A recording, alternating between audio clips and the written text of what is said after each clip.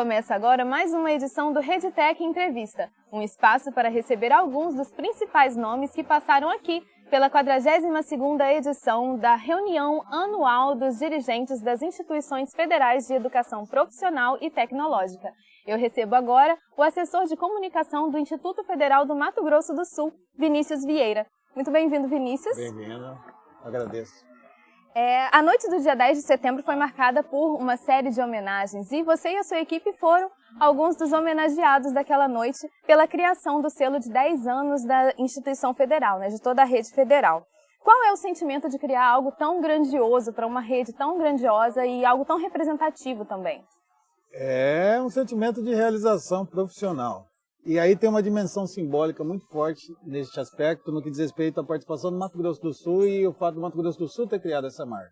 Até 2008, que foi o ano de criação dos institutos pela lei, o Mato Grosso do Sul não existia educação profissional e tecnológica lá. Então, assim, somente em 2008, quando se cria o Instituto Federal do Mato Grosso do Sul, nós nos tornamos pioneiros nessa modalidade dentro do Estado. Uma década depois, a instituição, que é uma das caçulas da rede, a instituição que cria uma marca que simboliza todo esse momento para o Brasil inteiro, é justamente uma das caçulas. Então, este momento eu acho que ele tem um simbolismo forte, pelo menos para a gente, do Mato Grosso do Sul. Agora, na outra pergunta que você diz, assim, eu acho que um grande destaque a ser dado, e daí é a gente como realizador, né? É muito gratificante quando a gente percebe que a nossa marca está em mais de 600 municípios do país, que estão em todas as peças digitais, camiseta, folder, panfleto. E, então isso, sim, é surpreendente até. Sabe, quando a gente criou, a gente não tinha dimensão tanto, talvez, eu acho, de onde e de quanto essa marca fosse ganhar essa adesão da rede, porque eu vejo assim que as outras comunicadores dos outros institutos aderiram à marca, ou seja, passaram a usar, porque eles poderiam muito bem fingir, nem vou usar essa marca aqui, né? Se fosse uma marca que, sei lá, se fosse feia, vamos supor.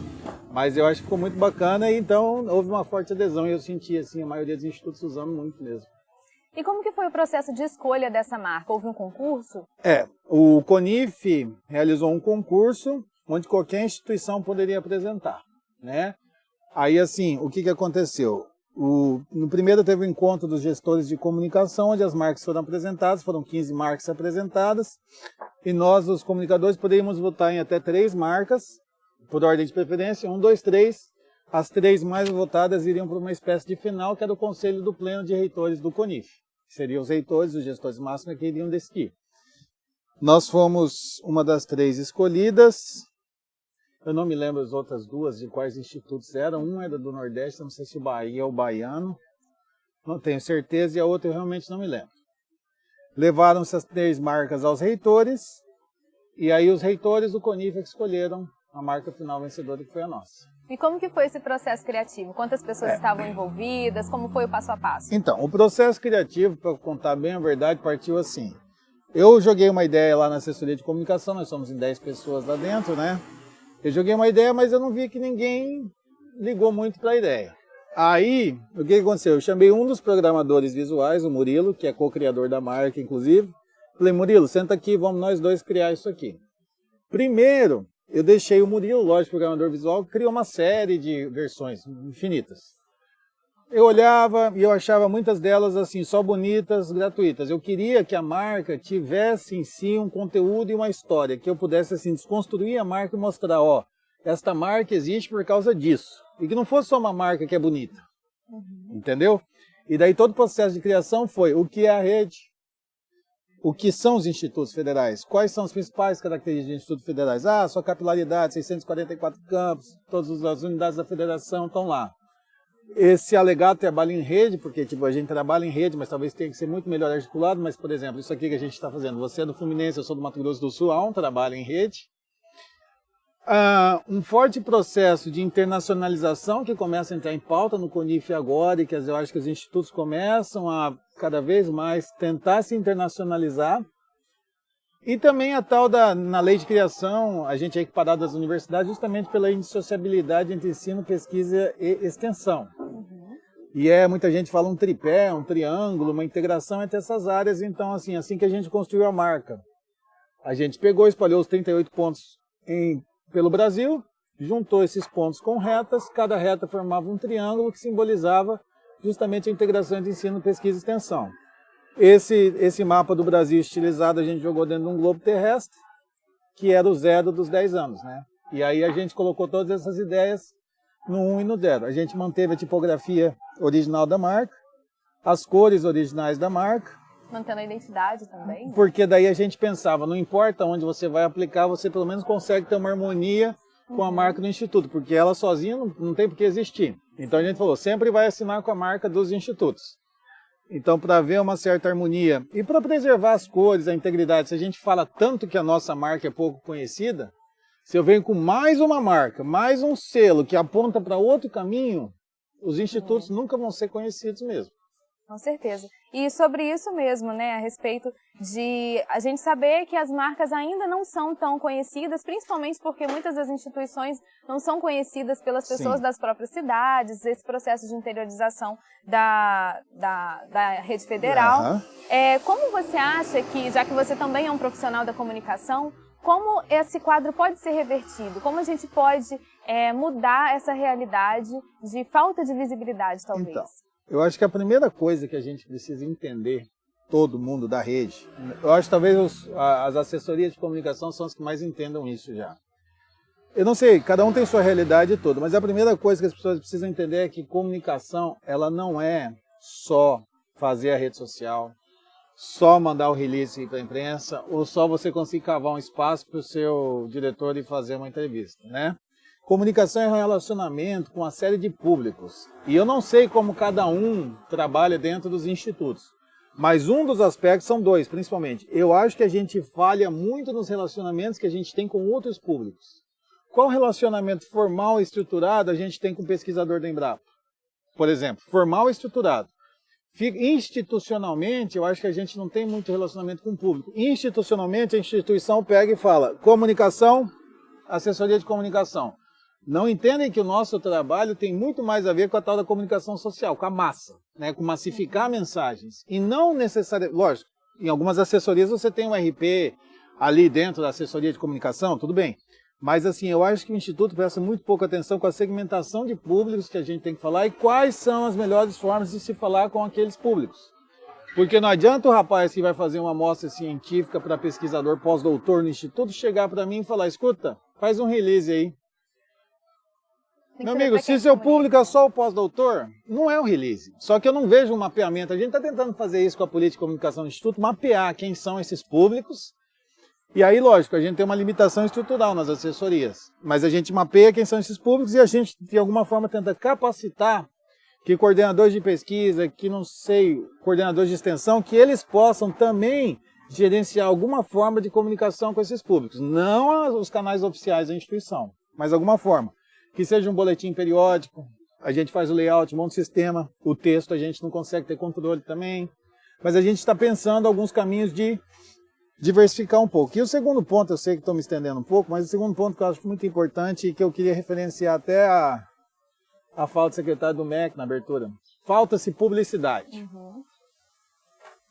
4 institutos têm a ação orçamentária 4641, que é a ação orçamentária de publicidade e utilidade pública. Goiano, catarinense, pelo menos no CIOP lá, só constam esses. É o goiano, catarinense e mais 2. Não lembro quais. Algum de Minas Gerais, mas são 5 em Minas, então é difícil saber qual, né? E assim, só 4 institutos conseguiram essa rubrica. Essa rubrica já está liberada pelo MEC. Então, assim, se o Rio de Janeiro, se o Fluminense quiser, se a Paraíba quiser, qualquer um solicita ao MEC o valor que se quer, eles vêm, eles dão a rubrica para você. E você consegue contratar uma agência e fazer, diversificar a publicidade, contratar a mídia paga e tudo isso. Então eu acho que o que falta dentro do CONIF, dentro dos reitores da rede, é falar, vamos gastar dinheiro em publicidade ou não? Eu acho que é muito simples, a rubrica orçamentária está lá, liberada pelo MEC. A gente estava pensando em solicitar esse ano, mas assim, acabou passando o prazo do orçamento, a gente está pensando, quem sabe para 2020, a gente até trabalhar com mais calma, que depois tem que apresentar um planejamento para a SECOM, é bem complexo quando você mexe com tanto dinheiro. Mas a gente está pensando em começar a trabalhar com orçamento. Agora, eu acho que o que falta é o reitor chegar e falar quanto eu posso destinar à publicidade. Porque numa realidade como a do Mato Grosso do Sul, com menos de R$150 mil por ano, com R$150 mil por ano você faz 2 campanhas. Mas isso é uma realidade do Mato Grosso do Sul, que você tem uma grande praça. Um Rio de Janeiro da vida, eu não sei quantos R$ 1.000 vai precisar para fazer uma publicidade de mídia paga. Talvez mais, talvez menos, porque também há uma diversidade maior de mídias, a gente não sabe. Mas eu acho que precisa ter esse estudo, sim, de quanto custa a publicidade. E assim, sempre com indicador, sabe? Assim, pô, ano passado nós tivemos 5.000 inscritos no exame, vamos supor, 5.000 inscritos no exame de seleção. Este ano nós fizemos publicidade, foi para 17.000. Cruza, quanto custou? Quanto teve de retorno cada um? Um estudo detalhado. Exato, porque não pode ser gratuito. Você não pode pegar R$ 200 mil, jogar na publicidade e achar que teve efeito. Se eu não tiver como provar, não tem sentido.